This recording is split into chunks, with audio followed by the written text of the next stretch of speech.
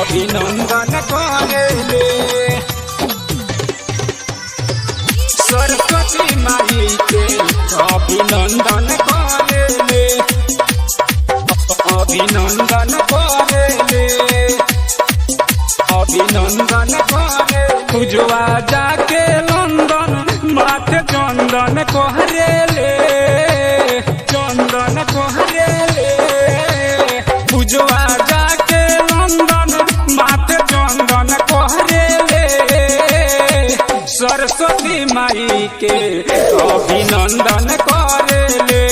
सखी रे सरस्वती माई के अभिनंदन करेले अभिनंदन करेले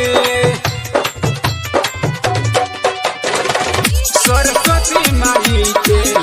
अभिनंदन करेले अभिनंदन करेले अभिनंदन करेले हर साल पंचमी के पूजा करे असुत गइल बिया लंदन में पढ़े लंदन में पढ़े हर साल पंचमी के पूजा करे असुत गइल बिया लंदन में पढ़े मुहवे से वीडियो कॉल दर्शन करले पूजवा जाके लंदन माथे चंदन कोहरेले सरस्वती माई के अभिनंदन करेले सखी रे सरस्वती माई के अभिनंदन करेले अभिनंदन करेले सरस्वती माई के अभिनंदन करेले अभिनंदन करेले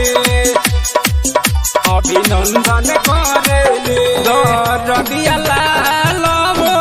कर गुण गावे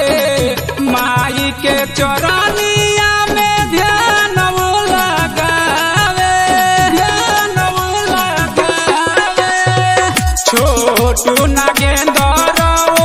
कर गुण गावे माई के चरनिया में ध्यान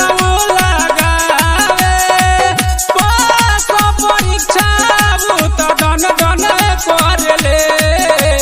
पूजवा जाके लंदन माथे चंदन कोहरेले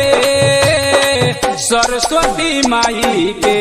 अभिनंदन करेले सखी रे सरस्वती माई के अभिनंदन करेले